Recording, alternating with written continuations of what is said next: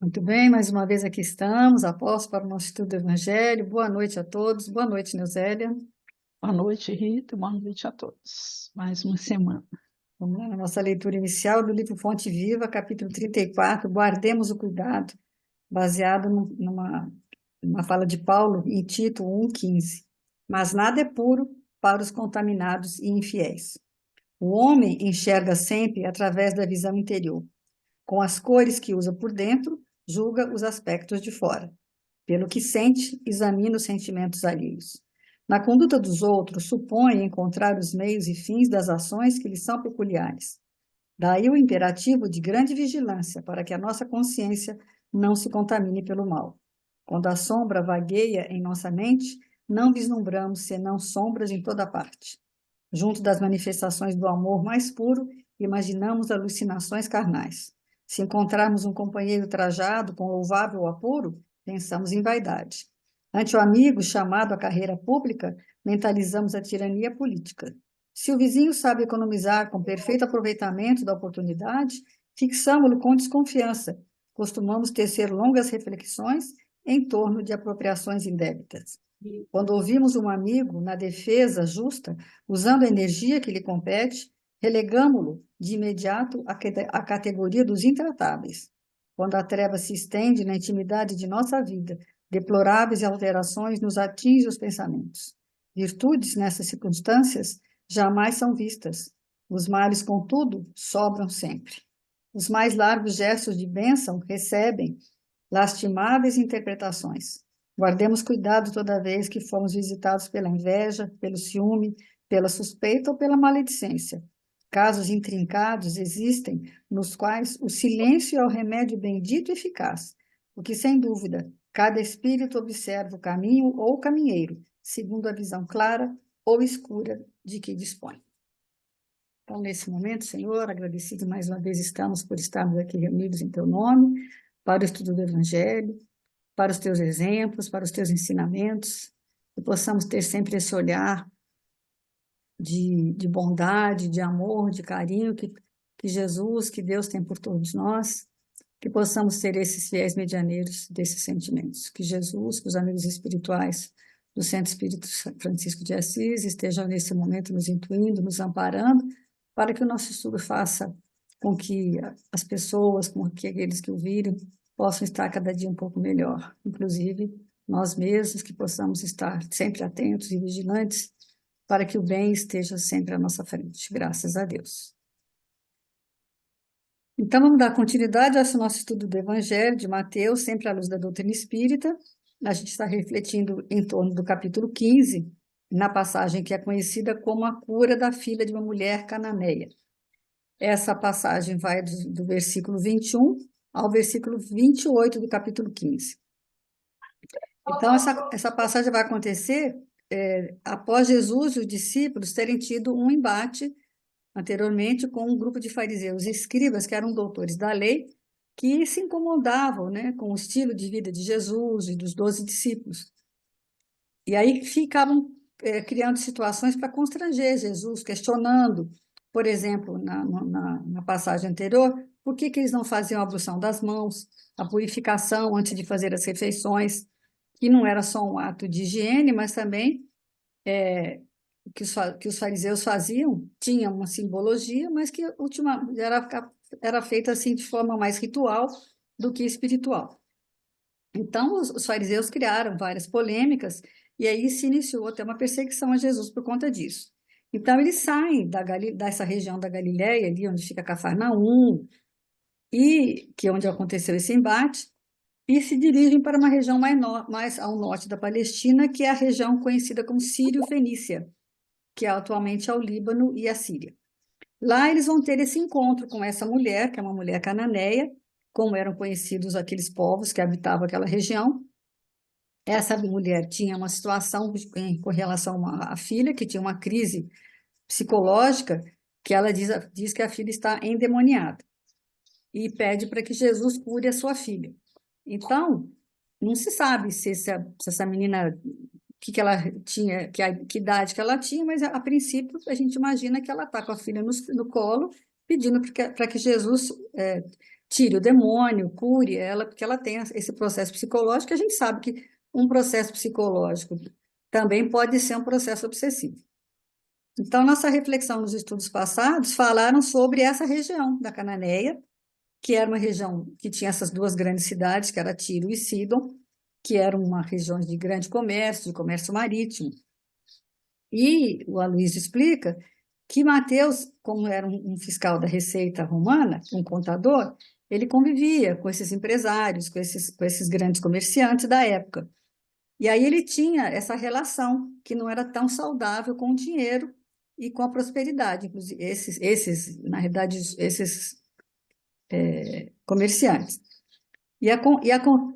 A prosperidade, então, é comum que apareça no Evangelho de Mateus mais do que nos outros evangelhos, porque ele tinha esse foco, esse,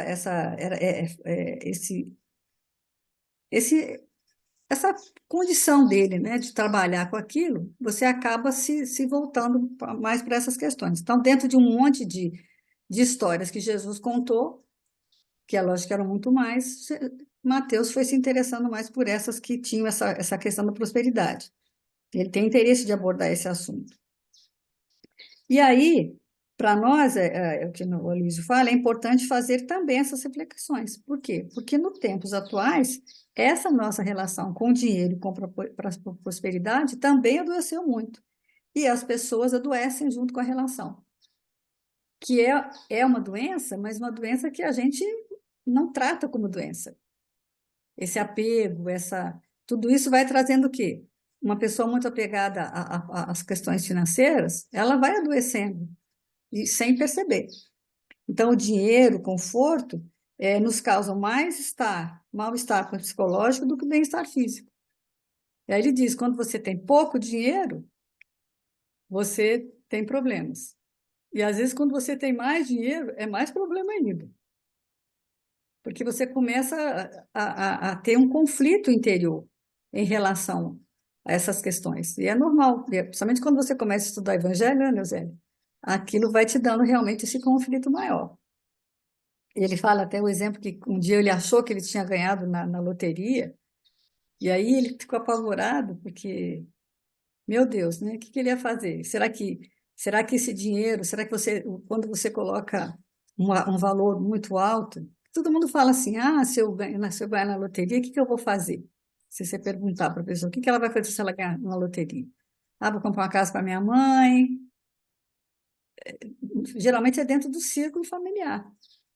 Mas uma pessoa que tinha antes uma proposta de fazer o bem, de ajudar a humanidade e tal, será que com todo esse poder, com todo esse dinheiro, ela vai continuar com essa proposta?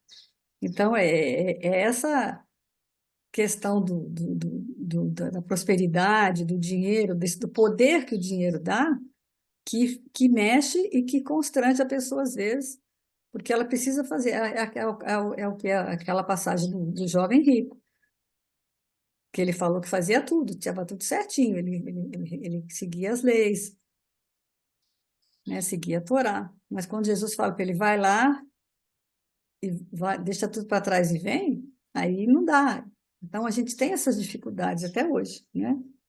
Essa questão psicológica do nível de apego que a gente estabelece em relação às coisas materiais, quando você tem mais do que realmente, né, é um conflito muito grande. E às vezes até são Se a pequenas gente coisas. vê, e às vezes assim, a gente tem a falsa ideia que a pessoa que tem muitos recursos, que ela é extremamente feliz, né? É o padrão do mundo. A gente olha para aquela pessoa como se ela fosse feliz, mas a gente não imagina os conflitos psicológicos que ela traz. Eu lembro até que uma vez, há muito tempo, eu li numa dessas revistas, era um grande empresário. Como tem mais tempo, eu não vou lembrar. Então, que aí o entrevistador, né, falando do quanto de patrimônio que ele tem, do quanto, ressaltando todas essas questões, né, financeiras e monetárias aí, e aí ele falou assim, realmente, eu tenho muito, mas muito mesmo. Mas todas as vezes que eu quando chega a noite que eu vou deitar, eu penso, eu não posso falhar, porque eu tenho muitas famílias que dependem das minhas decisões. Então, assim, aos olhos do mundo, você olha para um grande empresário desse e pensa o quê? Ele é extremamente feliz.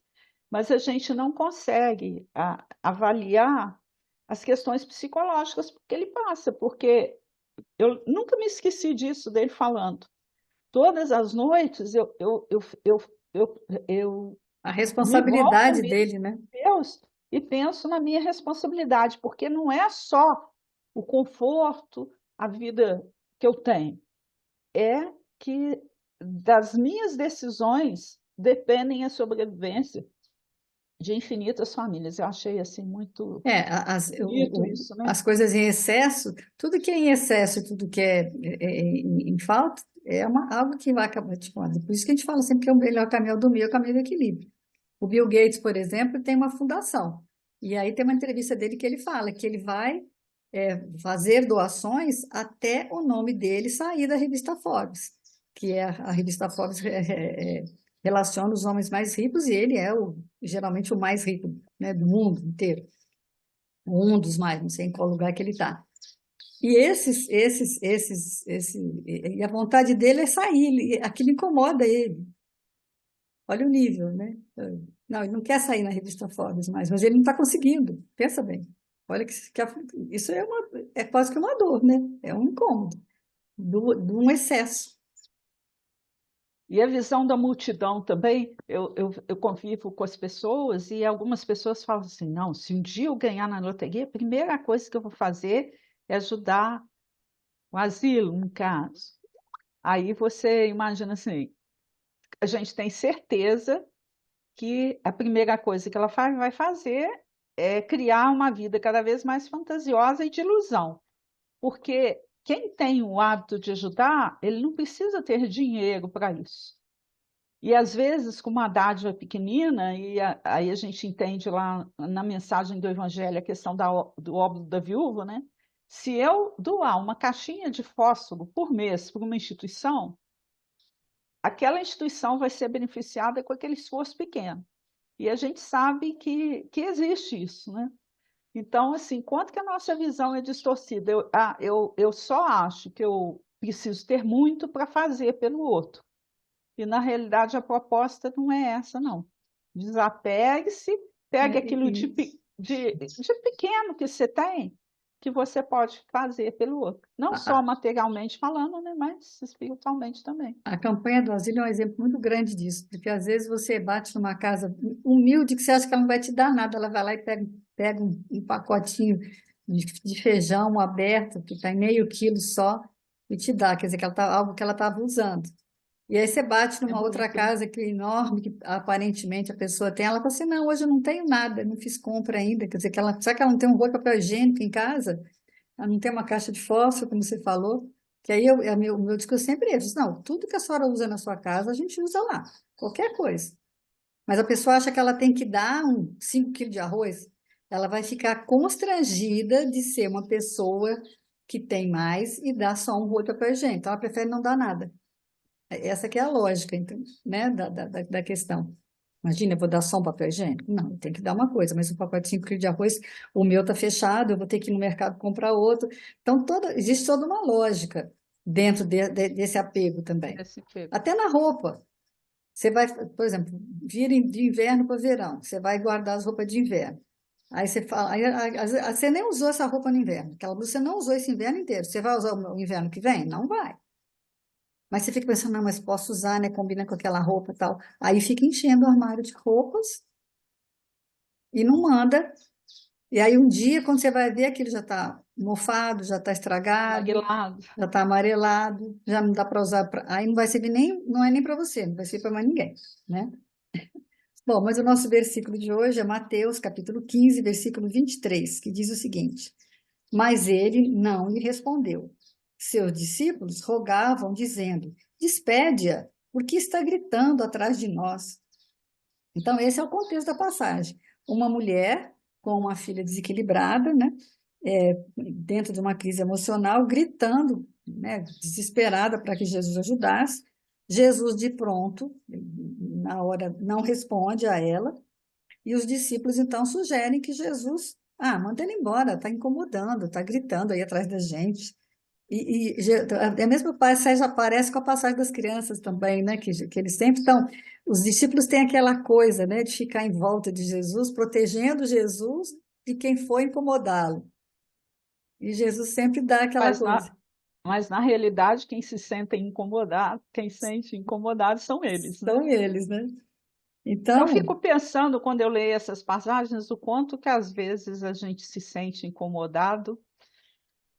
É muito sério. e aí é o que eu vou lhes explicar agora, que é quando Mateus destaca essas duas cidades, né, ela fora de Israel, ele está falando de estrangeiros. Então, e vai falar de quem? De uma mulher, Uma sexo mulher também. feminino. Então, é uma situação de oposição entre os discípulos, que eram judeus, e o outro personagem, que além de ser estrangeiro, era uma mulher. Que Quer eram dizer, duas coisas que eles hostilizavam, né? O preconceito em relação à mulher e o preconceito em relação ao estrangeiro, né? Eles tinham muito isso. e aí ele vai trazer uma referência cruzada que está em Marcos, capítulo 7, versículo 25 e 26, que vai contar essa mesma passagem do Evangelho. E aí ele vai usar Acrescentando alguns aspectos que vão clarear mais o que estudo. vão clarear mais o estudo e vão até alterar, porque nós falamos, né, o Luiz e nós repetimos, né, igual papagaio, né, que nós somos papagaio, né, a gente é um papagaiozinho. A gente falou que ela era judia, mas na realidade ela não é judia. Então, porque está lá em Marcos, ó, Marcos capítulo 7, versículo 25, todavia, uma mulher cuja filha tinha um espírito imundo, ouvindo a respeito dele, imediatamente veio e prosternou-se aos seus pés. E aí no versículo, a mulher era grega, de origem ciro-fenícia, de nação, e pedia-lhe que expulsasse o daimon de sua filha. Quer dizer, então, além dela ser mulher, ela era grega. E o fato de ser grega dizia que ela era o quê? Politeísta. Ela era uma idólatra. Então, olha que a aversão que os discípulos já tiveram por ela e, ó, deixa ela quieta lá. E Jesus, a princípio, também, talvez até para testar não só a mulher, que a gente acha que Os ele testou a fariseus. mulher, mas ela estava testando, na realidade, os discípulos, né? Para que eles, dando exemplo para eles que todo mundo precisa ser atendido, né? E aí, pela primeira vez, o Marcos vai mencionar o termo impureza, né? Porque era um espírito imundo, espírito impuro. Que já Essa, era uma referência lá a Levítico, né? Algumas coisas na liturgia do judaísmo são impuras. Então já faz essa referência em quando uma relação a mulher isso. está no período menstrual, é, ela não pode ser tocada pelo homem, ela não podia E entrar, a quando o mulher homem a toca também, ele fica impuro, né? impuro. Inclusive, na passagem do Bom Samaritano, é o Haroldo que explica isso. Existiam aquelas festas, as festas judaicas, e na época que passa essa passagem do Bom Samaritano, o levita e o sacerdote, eles tinham ficado uma semana se purificando, fazendo o processo todo de purificação, porque Para eles ir para estavam indo para frente. essa festa, porque eles iam, o levita era o ajudante do sacerdote, na purificação dos animais que iam ser sacrificados na festa. E essa purificação demorava uma semana. Então, se eles parassem ali e tocassem naquele homem que tinha sangue, e se ele tivesse morto, pior ainda, eles não iam poder Participar. participar da cerimônia.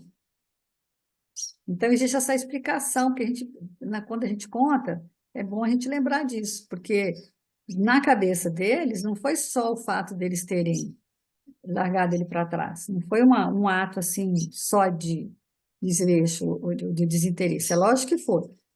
E o samaritano é que vai acudir, mas tinha esse aspecto também. Mas estava mostrando, né, que eles estavam apegados a um aspecto exterior da liturgia. E aí é o que a gente aprende muito no estudo, para a gente tomar muito cuidado com as questões exteriores, né, que a questão da pureza está mais do que relacionada ao nosso sentimento, aquilo que está dentro de nós, e não aos atos exteriores que a gente vivencia. Então, não fica claro se aquele espírito que atormentava a filha da mulher era um inimigo perverso. Às vezes nem é. Muitos espíritos, às vezes, estão perto de nós. Até mesmo na reunião mediúnica a gente vê isso. Um espírito que até gosta, que tá afinizado, que está gostando de ficar ali, está prejudicando? Tá. Mas ele não tem essa intenção. É porque ele gosta da pessoa, se fica ali junto por uma questão, né, de afinidade espiritual. Mas só que ele tem que seguir, né, dentro do seu processo, né? Então isso causa o quê? Uma pessoa fica atormentada com aquela presença ali, né, com a vibração do outro. É sério isso. Então, na realidade, que ele vai falar, que tudo dentro do estudo, tudo vai sendo Os os contrapontos que vão contrapontos surgindo. que vão surgindo, né, entre mulher e homem, puro e impuro. Então, ela A vai zona falar desses urbana, a zona extremos. rural, né? A mulher e o homem, os judeus e os estrangeiros. A gente separa, né, os homens entre bons, esse aqui é bonzinho, esse aqui é mau, esse aqui é bom, esse aqui é mau, e não é assim que funciona. Porque, na realidade, tudo que está em mim, tudo, e dentro de mim, dentro de cada um de nós, tem algo puro, algo impuro. Alguma coisa no seu dia que você vai falar que vai iluminar, e alguma coisa que você vai falar ou pensar que é pior. Porque às A vezes a gente não consciência fala, nasce é do contraste, a e às vezes, gente e às vezes você estabelecendo nem esse fala, contraste. nem fala. A gente só pensa. Ou você fica com aquela ideia na sua cabeça de alguma coisa que te desagradou, alguma coisa que está te incomodando, e aquilo tudo vai deixando uma brecha para quê? Para que as trevas se instalem, para que o mal se instale, para que a energia ruim vibre em você. Então a Então a pergunta gente é, tem que né? questionar, né? O que em mim é puro e o que em mim é impuro. E sempre atento, porque é uma questão, ok, interna, não é uma questão externa que a gente vai simplesmente ter um ritual ali para se tornar puro e impuro, né? Em Mateus 5:8, o que que eles falam? Bem-aventurados os puros do coração, porque verão a Deus. E é Então, a questão interessante, da pureza, né? O coração, é aquilo que mas está dentro. quando a gente lê essa passagem, o que que a gente pensa? Ah, então quando eu for puro de coração, eu vou ver Deus. Eu vou estar com Deus, eu e Deus assim, ó. Mas não é, é ver a Deus. Esse a faz toda a diferença. Porque não é que eu vou ver Deus, eu vou ver a Deus. Aonde que eu vou ver Deus? Em tudo. As pessoas, Nas pessoas, nas nas coisas. difíceis e nas fáceis, na natureza, no dia de chuva, no dia de sol, na tempestade que, né, na tsunami, tudo tem Deus. Então, quando você for puro de coração, você vai ver as coisas de Deus, e não Deus em pessoa, porque Deus em pessoa nem existe, né? Não existe um Deus humano, porque até nisso a gente tem essa ideia, né? Se eu for puro, eu vou ver Deus. Ninguém vai ver Deus, ele não existe enquanto É figura, sentir. né? Aí é difícil, né, de você. Aí é mais fácil, porque aí é onde a gente procura as coisas mais fáceis, né? O caminho mais fácil qual que é? Você fazer algo litúrgico, algo que é fácil de fazer, Externo. externo, porque a coisa Você seguir interna uma não. recomendação é fácil. Agora, a recomendação maior é o seguinte: se falar assim, você tem que chegar no centro às 8 horas. Você pode perfeitamente fazer isso e faz com a maior tranquilidade. Agora, se o evangelho te cobra assim, perdoa, aí as questões do ritual, da pontualidade, tudo isso é muito fácil de fazer. Agora, a questão do sentimento, trabalhar as nossas questões do sentimento, o perdão, a paciência, a tolerância, isso aí que é É, difícil. é o que ele fala, né? Bom, então era mais fácil. os discípulos podiam falar para Jesus assim, não, peraí, então era mais fácil eu ter lavado a mão lá, né? Lavar a mão era fácil, né? Lavar a mão uns quantas vezes, não sei o que lá, então era mais fácil do que fazer tudo isso que está me pedindo. E quando eles mandam Jesus despedir a mulher, eles estavam usando o quê? Uma pureza étnica cultural, né? Porque era mulher e porque era estrangeira, grega, politeísta. Politeísta.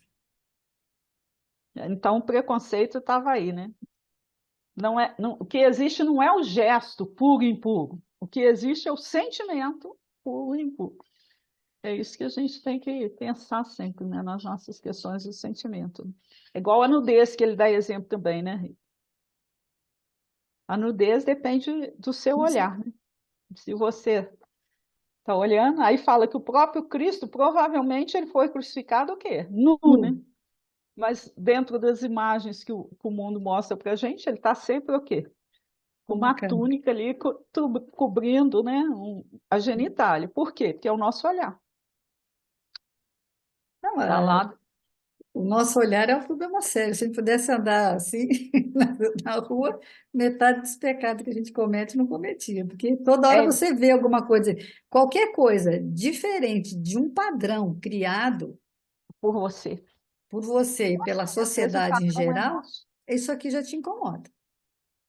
Então, se a mulher está mais decotada, ou se ela está vestida demais, até isso, todos os extremos, essa que é a história. Hoje, por exemplo, você sai na rua com um calorão desse e vê uma mulher de burca, ou com um lenço na cabeça, toda fechadinha, você vai olhar torto, não vai? Mas também, se você vê uma mulher toda decotada, com uma Aí roupa você já. mínima, você não vai falar assim que ela está com calor, você vai achar que ela está indecente. São todas essas. Se não for dentro de um padrão de beleza, de estética que você considera normal, tudo isso vai te incomodar. Mas é a sua mente, não é a. É o que ele fala, ó, se houver pureza dentro, tudo que estiver fora, mesmo que não seja pura, eu verei como puro, né? E se não houver pureza dentro, tudo que estiver fora, mesmo que seja puro, eu verei como impuro. É a casa do vizinho, né? Quando ele aparece com um carro novo, aí você começa a estabelecer julgamentos, né? Ah, não é possível, ele deve ter roubado. Então, quando eu faço esse tipo de julgamento, é por quê? Porque não tenho certeza, está embutido o quê? Para mim ter um carro novo, eu roubaria. Ah, o É. político é corrupto. Eu tenho certeza que ele é corrupto. Mas é por quê? Eu não tenho certeza. A corrupção está em quê? Em mim. Você não acha possível que ele, tendo acesso a tanto dinheiro, a 100 mil, ele não tirou pelo menos 100zinho para ele? De Então, verdade. muitas Eu vezes, vejo assim, desculpa, é, pode falar. trabalho voluntário, por exemplo, que a gente às vezes faz, né? Muita gente fala assim, ah, não é possível. Trabalhar lá de graça, vai lá todo dia de graça? Vai nada. Entendeu? Então, explora, acho que você explora, de alguma forma você acha que você tem algum benefício financeiro ou material naquilo, né? É onde ele lê esse título, que é a minha leitura do início, foi baseada justamente nesse capítulo 1, versículo 15 de Tito, que diz, ó, todas as coisas são puras para os puros, mas nada é puro para os contaminados e infiéis. Antes, o seu entendimento e consciência estão contaminados, não é? Então, é, é assim, infelizmente é a nossa mente, né? Toda hora que você vê alguma coisa, você coloca aquilo que está de ruim dentro de você naquela perspectiva. E aí ele vai no Evangelho, né, que só tem um pedacinho falando da questão, né, os judeus haviam desprezado os verdadeiros mandamentos de Deus para se aferrarem à prática dos regulamentos que os homens tinham estatuído, e da rigorosa observância desses regulamentos faziam casos de consciência. Então, eles julgavam muito em função das convenções ritualísticas que eles estabeleceram. E quando eles fizeram isso, eles consideravam mais garantida a salvação por meio das práticas exteriores do que pelas da moral. É aquilo que até hoje a gente continua fazendo, porque a gente tem procurado os templos religiosos E a gente acha, muito espírita, não vou falar de religião nenhuma, vou falar da nossa, né? Muitos espíritas acham que pelo fato de frequentar o centro uma vez por semana, que por ser espírita e se coloca numa posição de uma falsa superioridade, né? A gente acha que vai estar salvo. Ah, não, eu cumpro as minhas obrigações, mas a maior obrigação é a obrigação moral, que significa o quê? A gente trabalhar os nossos sentimentos no sentido de direcioná-los, né? Direcioná-los à lei de Deus, que é a questão do amor, da paciência, da tolerância, que a gente ainda está aí distante disso, né? Então a gente fica sepulcros caiados por fora, mas carregando podridão por dentro. E isso é uma coisa que tem que ser muito. Nós também não podemos estar nos cobrando demais, porque às vezes a gente começa, às vezes o pessoal fala assim, o espírito é muito rigoroso, tem que ser, não tem que ser, você só tem que entender que você precisa estar nesse processo de, de, de Purificação. limpeza, de purificação, né? É como uma água, vai passando a água ali e vai limpando. Quando a água vai caindo, se a água tiver, vai saindo a sujidade, mas é muito lento. Para isso a gente tem as várias reencarnações, né? Agora nós vamos para uma leitura por Jesus e Pureza, é do livro Mentores e Ceareiros, que é muito bonita também, que fala: se foges de quantos se aprisionam ainda à trama do vício, a pretexto de garantir a virtude, lembra-se de Jesus, que trazia consigo a pureza por excelência. Porque exprimisse a glória excelsa, não recusou nascer no estábulo humilde, convertendo a estrebaria singela em sublime revelação sob a luz de uma estrela. Então, falando aqui que Jesus, apesar de ter essa glória, né, excelsa, a vida dele foi o quê? Um exemplo Do dessa berço ao pureza túmulo, né? de sentimento, do berço ao túmulo. Ele nasceu na estrebaria, ele não se negou a falar com os doutores do templo, ele teve para com Madalena, né, um olhar diferenciado, apesar dela estar endemoniada, possuída de espíritos, ele não se furtou de socorrê-la. Ele trabalhou com o quê? Paralíticos, enseguecidos, leprosos e demendados. Ele não fugiu desse contato com eles, não deixou de encontrar ensejo para afagar os filhos do sofrimento ou as crianças sem rumo, refazendo-lhes caminho. Não desprezou o Zaqueu, que aos olhos do povo era o quê? Um publicano, cobrador, né? Mas ele foi lá e desce, que essa noite jantarei em sua casa, olha só.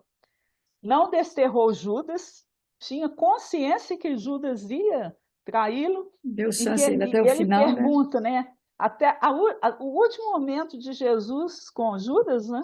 Foi muito sublime, porque, amigo, aqui viesse, se foi com um beijo. É muito lindo isso, né? E aí, porque se, porque brilhasse leal, não, porque se erigisse em baluarte de integridade e segurança, também não desamparou Simão Pedro, segregado nas armadilhas da negação, e ele sabia que Pedro ia negá-lo 3 vezes, mas mesmo assim ele foi ali com ele até, né, fiel.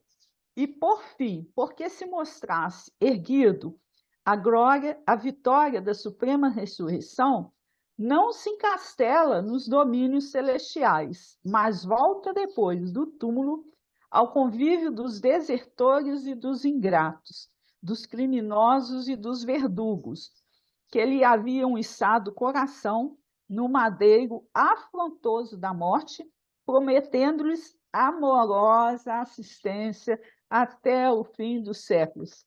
Gente, é lindo isso. Então, aprontaram Aquele, tudo comigo, tá tudo bem, mas eu volto, estou aqui, vou estar com vocês não, eu sempre. não lembro qual que é o personagem, aquele capítulo do Boa Nova, do personagem, do soldado que deu a última, né? Colocou no É, coração dele, né? Que ele fala, você lembra? E você, ele lembra, né? Você lembra é. que você fez comigo? Agora você vai, não é pagar, agora você vai me ajudar. Então, quer dizer, tudo tem, Deus, lá naquela ocasião eu já enxergava. Então, quer dizer, a pureza de Jesus é tanta que ele não tem medo de se contaminar. É isso que a gente tem. É o exemplo que o Porque Aloysio dá. Você não deixa o seu filho brincar com uma criança que pode estar usando droga, que é diferente, que a família é diferente, que você acha que é de nível inferior. Por quê? Porque você não tem confiança na educação que você deu. Você acha que o outro, você vai nunca contaminar seu imagina filho e não o contrário. por que que o seu filho não pode ensinar uma coisa boa para o outro? Hum. Ou por que que eles não podem continuar os dois fazendo aquilo que acham que deve ser feito? Não, você acha melhor não arriscar, você não arrisca, porque você quer seu filho separado daquilo. E às vezes ele vai aprender alguma coisa, muitas vezes, né? O namorado da filha, né, que a gente coloca mil Quer escolher, né? restrições, Quer escolher ou quem que é então esse está me cara. incomodando, eu vou excluir. A gente tem, tá nos incomodando, o que que a gente faz? A gente não encara e tenta excluir. Aí, olha o finalzinho da leitura qual que é, ó. Não confundas assim pureza com solidão. Ah, isso aqui é muito para mim. Eu tenho preferido essas vezes ficar sozinho, mas olha como é que é sério isso. Nem virtude com desserviço. Estende os braços para auxiliar e convive com todos aqueles que jornadeiam em teu caminho, ofertando-lhes o melhor. Porque o bem verdadeiro não consiste em te ocultar do mal, mas sim em fazer do mal a lição para o bem. Como que a gente ainda está distante dessa compreensão, né? Porque a tendência nossa é assim. Ah, está me incomodando, então vou excluir e está tudo certo. Mas não é na convivência com o outro que eu vou transformando o que há de mal ainda entre nós em bem. É o que Jesus fez a vida inteira, né? Em cada um ele conseguia ter esse olhar, né, onde que ele vai lá para o livro Religião dos Espíritos, no capítulo Pureza, que fala justamente isso também. Vai comentar isso, né? Bem-aventurados os puros, porque verão a Deus. Cabe-nos, pois, lembrar como Jesus via no caminho da vida para reconhecermos com segurança que, embora na terra, sabia encontrar a presença divina em todas as situações e todas as coisas. Então, é importante que a gente tenha esse olhar de Jesus, encontrar a presença divina em todas as situações, em todas as coisas.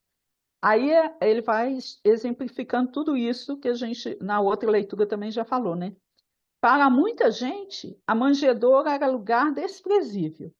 Entretanto, ele via Deus na humildade com que a natureza lhe oferecia, materno colo, e transformou a estrebaria num poema de excelsa beleza.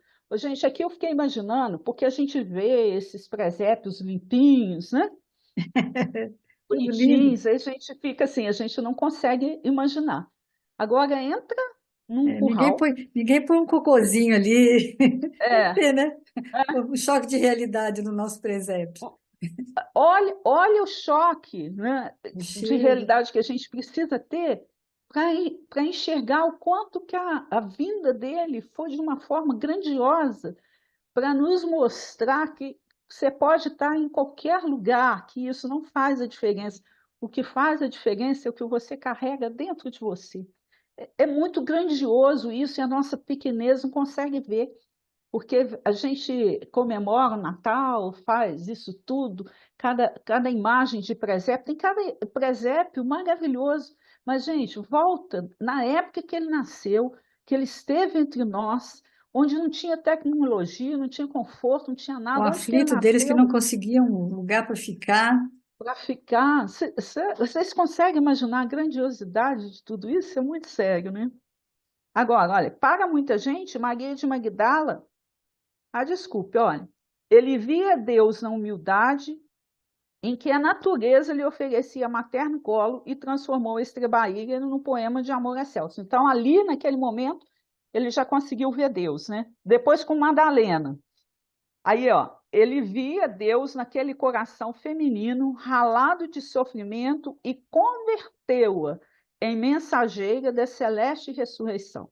porque Madalena, em termos de transformação, foi uma das maiores E transformações, fez, né? fez Porque ela, numa encarnação, numa ela, encarnação só, ela é, transformou o vício em em virtude, virtude. passou a conviver com a virtude. Para muita gente, Simão Pedro era um homem rude e inconstante, indigno de maior consideração. Porque Pedro eu acho que Pedro é muito de nós, sabe? É, o Pedro, É turrão, via defeito em tudo, bravo. Mas o que que Jesus fez de Simão Pedro?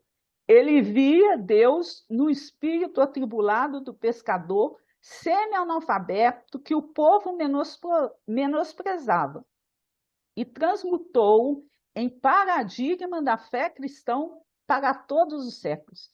Então, gente, olha, Pedro era constrói uma olhado para igreja. todo mundo, né? O povo menosprezava Simão Pedro, que ele era um gênio horroroso. Aí o que que Jesus faz? Transmutou, né, um paradigma da fé cristã. E hoje, qual é a imagem que a gente É tem de aquela Pedro? música, né? Bem que eu te faria um pescador de homens. Homens. Para muita gente, Judas era negociante de expressão suspeita, capaz de austaciosos ardis em louvor de si mesmo. No entanto, ele via Deus na alma inquieta do companheiro que os outros menoscabavam e estendeu-lhes braços amigos até o fim da penosa deserção a que o discípulo distraído se entregou em vigilante. Então, assim, olha, discípulo distraído se entregou em vigilante. Ele conseguia ver em cada defeito que cada um tinha, uma distração e uma vigilância, porque ele conseguia enxergar em cada um, né, o potencial que cada um tem. Para muita gente, Saulo de Tarso era guardião intransigente da lei antiga, vaidoso e perverso, na defesa dos próprios caprichos. Contudo, ele via Deus naquele espírito atormentado e procurou pessoalmente para confiar-lhe embaixada importante. Essa questão do Paulo também, né? Eu tenho uma leitura, não consegui achar, assim, não lembro, que ele fala assim, que a preocupação, quem que vai propagar o evangelho e tudo?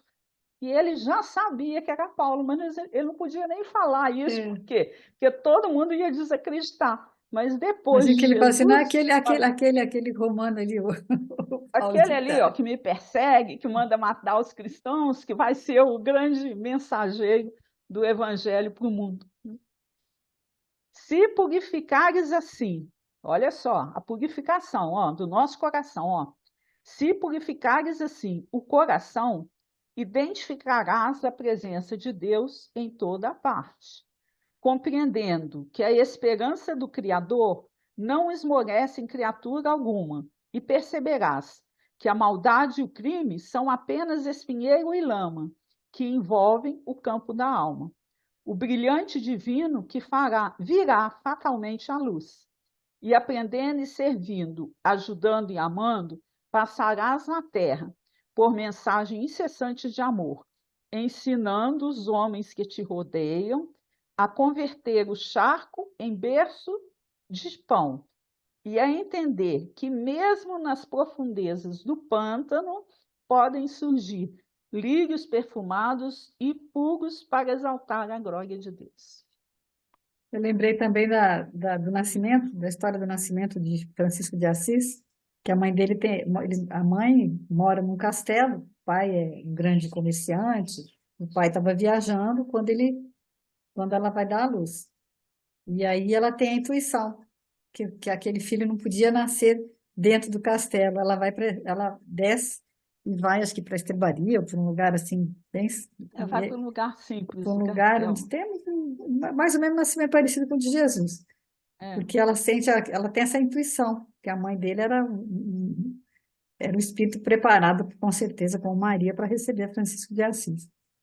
Então, é isso, a simplicidade, e não é só a pobreza em si, mas é a simplicidade de você, e esse olhar que a gente precisa ter.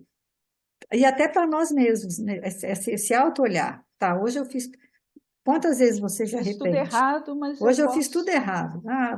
Respondi atravessado para alguém, deixei a língua Solta. solta, falei uma bobagem, né? Muitas vezes, ou às vezes nem falou, mas ficou mal com Mas Deus está aquilo. me vendo e Ele sabe que eu sou capaz de Entendeu? coisas melhores. É, entendeu? Mas aí, e você também se enxergar com esse olhar. Não, hoje eu fiz, mas, né? Porque como a gente se arrepende de coisas que disse, mas agora, essas alturas, com esse estudo, a gente também tem, até do que a gente pensa, a gente tem que pensar que tudo isso cria energias em volta da gente que fazem mal para nós mesmos também. Então, tudo isso é uma grande egrégora, como eles falam. Então, E a gente tem que pensar que hoje isso continua aí, e que se Jesus estivesse aqui, ele ia ter um profundo amor, um carinho especial o quê? Pelos pedófilos, pelos assassinos, por aqueles que roubam. E a gente tem que aprender a tirar essa ilusão da grande maioria que acha que bandido tem que ser morto, que as pessoas como se a gente, como Jesus não tivesse esse olhar, né, de misericórdia, porque a justiça e a misericórdia de Deus, a justiça ela vem depois do amor.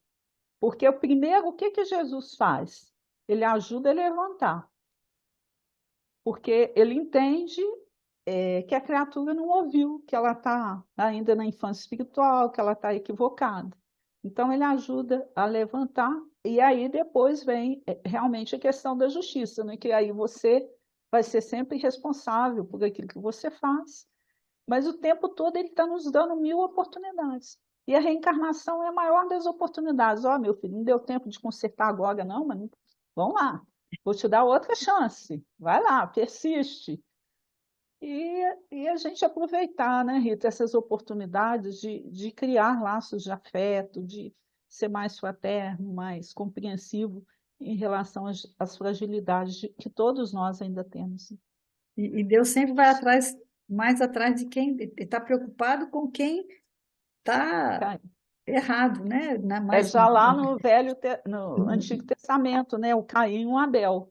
Quem que ele vai socorrer primeiro, ele não foi né? atrás do Abel, né? É. Ele Abel pergunta o estava quê? morto, deixa o Abel lá, já morreu, tá bom.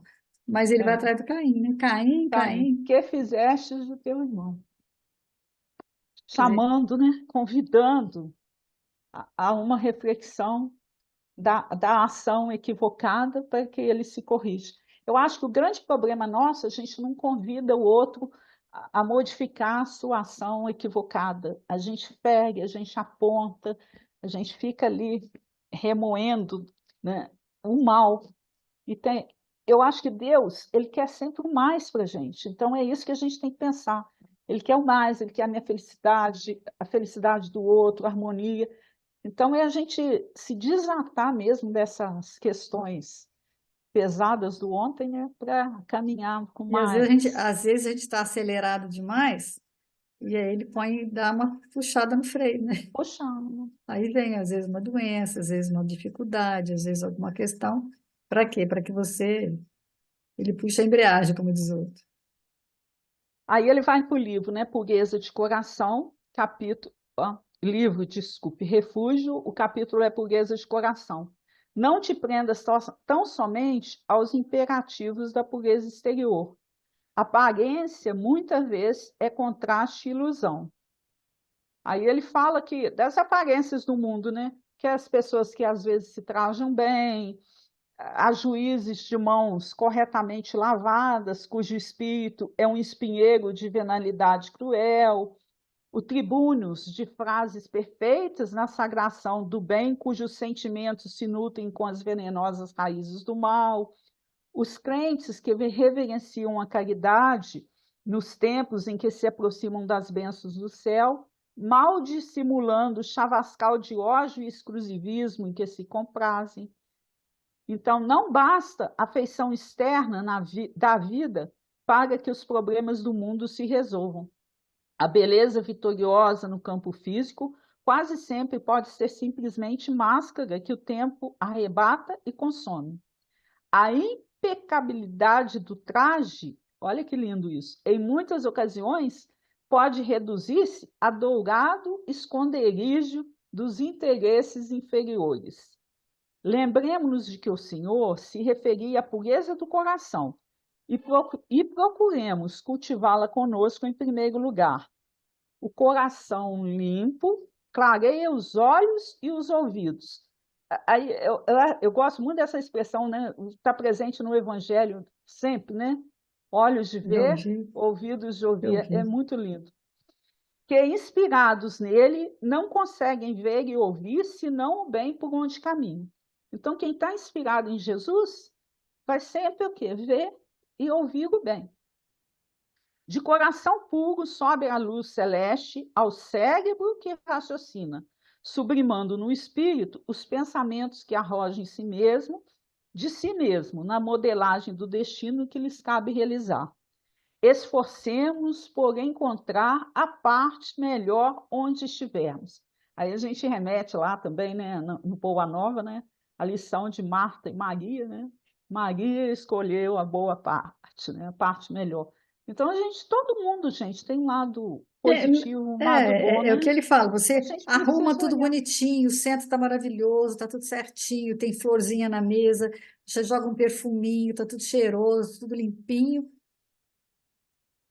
É bom, é lógico, você não vai deixar o centro, a casa abandonada, você vai querer criar um ambiente agradável para as pessoas, mas isso não é, mas não é só isso. E não é só isso que Deus espera. Deus espera que a gente tenha esse olhar, essa pureza de coração, de entendimento. Porque aí você vai, se você está com tudo limpinho, vai entrar alguém que vai sujar, é isso? Você não quer, né? Não é Né? assim. Porque tem gente que é assim, né? A Até gente na sua chega ao casa cúmulo, mesmo. a gente chega ao cúmulo de ter uma cozinha linda, maravilhosa, incrível. E aí, lá no cantinho da casa, você escolhe outra cozinha para você usar. E deixa aquela linda, eu acho que é só para idolatria, né? Aí a gente fala assim: ah, não somos politeístas.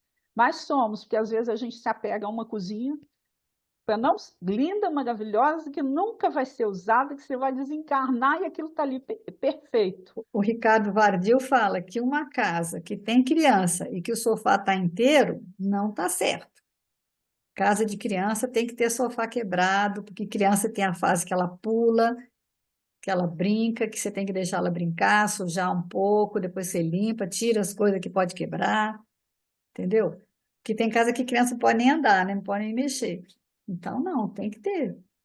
Tem que deixar a coisa rolar, a coisa acontecer. Deixa sujar um pouco. Outro dia, até meus netos estavam aqui na minha casa, ainda lembrei disso aí, disso tudo que você falou. Que aqui a gente tinha duas salas. A sala impenetrável para todos nós, e a outra sala ali maior ficava para a sala de televisão. E a minha mãe era bastante rigorosa nisso, né? Não aquela sala, aí falava que a sala é de visita. Era uma Ah, sala que nunca ninguém podia usar. Só que agora eu transformei tudo, né? Aí a minha filha ainda brincou comigo: mãe, se a ah, avó tivesse viva, ela ia ficar muito brava com você. Que é justamente assim, ó. Primeiro que vai um colchão para o meio da sala. Quando eles chegam para a sala que supostamente seria de a casa visita. da vovó pode tudo. E aí, liberada, porque que eles pulem do sofá para o colchão e vice-versa. Eu falei assim, mas é isso, né? Eu falei, espero que eles tenham boas lembranças da casa da vovó. Aqui em casa eles riscam não, o piso, a gente faz desenho com giz no chão, depois tem que limpar. Isso aí a gente tem, aí é uma questão de É, tem que disciplina. Não é que vai organizar, deixar né? destruir, também não é não é vandalismo, mas deixar a criança brincar dentro daquilo que ela pode, daquilo que é possível, e às vezes quebra, acontece, né? Então, o sopro divino alenta na criação todas as causas, as criaturas. Não vale reprovar, criticar, condenar ou destruir. Em todos os lugares, surpreenderemos o apelo do Todo Misericordioso, induzindo-nos a cooperar na exaltação de seu amor infinito. Busquemos auxiliar a todos, totalizando em nossa fraternidade os velhos e os jovens. Olha aí, ó. Sempre a dualidade, ó. Os bons E eu achei interessante aqui que o Emmanuel ele não fala dos maus, ele fala dos menos bons, É, porque na realidade a bondade está em todo mundo. Os felizes e os infelizes, os sábios e os ignorantes, os ricos de luz e os de pobre entendimento. Aí, ó, ricos de luz, pobre entendimento. Não fala que é, você só está com uma dificuldade de ter um entendimento maior, mas essa possibilidade existe em você. E nessa faina bendita de louvar o bem, sempre, né? Lavaremos o tecido sutil de nossas almas, para que o nosso coração se faça puro, nele erguendo o santuário em que contemplaremos um dia, em espírito e verdade, a presença, de a Deus. divina presença de Deus. É muito bonito, gente. Quando ele fala bons e menos bons, olha só, é grandioso demais, né? Quando a gente conseguir ter esse entendimento, né? Dessa lei aí, então. Eu lembrei de um patrão que eu tive há muitos anos atrás, que ele era muito rigoroso, mas bravo mesmo. E aí um dia ele me chamou de burro, eu fui lá pedir as contas. Aí ele foi, me chamou de volta, tal, não sei o quê, tal. Aí conversamos lá e nos entendemos. Aí passou um tempo, ele falou para mim assim, fiz alguma coisa lá, e ele virou e falou assim, a senhora há de convir, que o que a senhora fez não foi muito inteligente. Ou seja, me chamou de burra de novo, mas com mais De outro educação, jeito, de né? outro É. jeito. Mas eu acho que o grande problema nosso, não que a gente quer, senão a gente fica no falso puritanismo também de achar que é tudo É, brilhando, né? Não. A grande questão nossa é olhar que o outro ainda está num estágio evolutivo diferente do nosso, mas que ele tem essa possibilidade de crescimento. E até o jeito que a gente fala, isso faz a grande diferença. Com certeza. onde a gente aprende, né, que nós falamos outro dia, né, não chamar o problema de problema, mas de situação. E não é difícil, é trabalhoso. Então, o problema não é difícil, é uma situação trabalhosa. É, que Só vai com isso exigir você já começa a ter um olhar melhor. Você fala, ai, que problema difícil. Mas você fala assim, mas uma situação trabalhosa, é diferente. Já muda o seu olhar para aquela situação. Que todo mundo tem, é lógico que você tem as pessoas difíceis, as pessoas trabalhosas, as pessoas que às vezes são problemas, mas não são, são situações que você são propostas para que você possa superar. E aí nós temos que terminar, senão vai falar rapidinho aqui do deve Jesus no lar. Jesus no lar. Né? Não vai dar mais uns minutinhos só para passar um pouquinho. Então, Sara, esposa de Benjamim, né, o criador de cabras, ouvindo comentários do mestre, ela fica confusa, né? Aí ela fala, ó, a ideia do reino de Deus em nossas vidas é realmente sublime. Todavia, como iniciar-me nela? Temos ouvido as pregações à beira do lago e sabemos que a Boa Nova aconselha, acima de tudo, o amor e o perdão. Então ela fica confusa, né? Porque ela ouve os ensinamentos, mas é assim como nós, né? Não sabe falar. Então ela começa a falar que ela desejaria ser fiel, desejaria perdoar, é, mas ela fala que ela é apegada aos bens e ciumenta de tudo que aceito como sendo propriedade minha. A dama confessava-se com simplicidade. Então ela foi falando para Jesus de todas as fragilidades que ela ainda tinha, né? Não, não obstante o sorriso desapontado de quem encontra obstáculos quase invencíveis. Para isso, comentou Pedro, é indispensável a boa vontade. Com a fé em nosso Pai Celestial, aventurou a esposa de Simão, atravessaremos os tropeços mais duros. Em todos os presentes transparecia ansiosa expectativa quanto aos pronunciamentos do Senhor, que falou em seguida a longo silêncio. Esse livro Jesus no Lar é interessante por causa disso. É Eles sempre diálogo. propõem as questões deles, assim, de conflito, aí Jesus fica em silêncio. Ó, longo silêncio. Em seguida, há longo silêncio, ou Longo seja, silêncio. que é para o pessoal poder dar uma refletida. Aí é que ele vai falar. E aí, às vezes, ele fala bem-humorado, às vezes ele fala mais reflexivo, às vezes ele fala mais duro. Então, ele tem essa questão de Jesus saber a hora de falar, como falar, com quem falar, que momento falar, que a gente muitas vezes não sabe, e Eu, atropela. esse livro, Jesus no Lar, a proposta mais edificante que eu gosto demais dele é porque Jesus estabelece sempre o quê? A questão do diálogo. Essa questão, ele deixa o outro falar. E eu acho que enquanto a gente não aprender a falar, né, numa visão com Jesus das nossas próprias fragilidades, a gente não consegue percebê-las. Então, assim, essa questão do diálogo, para mim, é tudo de bom que o livro tem. E ele vai usar o dia a dia dela, a tarefa que ela faz, para dar o exemplo espiritual, né? Pode seguir. É. Aí ele pergunta, Sara, qual é o serviço fundamental de tua casa? É a criação de cabras, retarguiu a interpelada curiosa.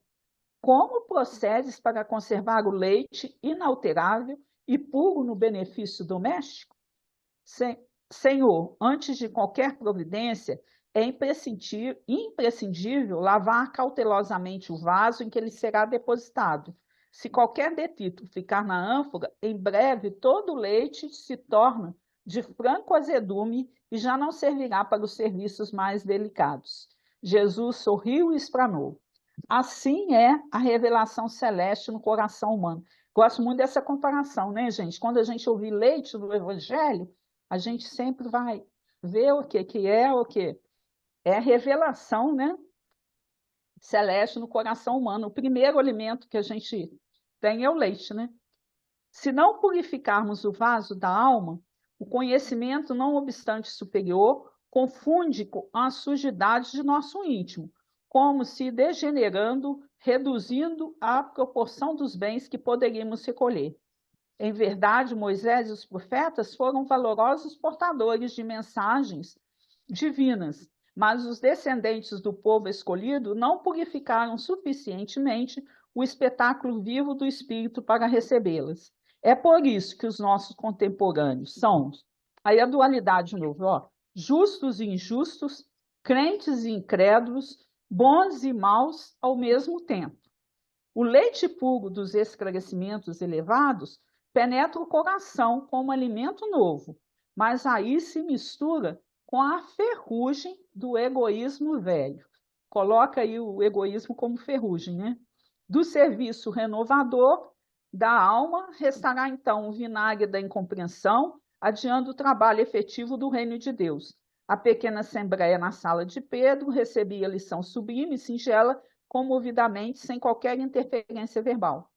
O mestre, porém, levantando-se com discrição e humildade, afagou os cabelos da senhora. Olha que gesto de carinho, né?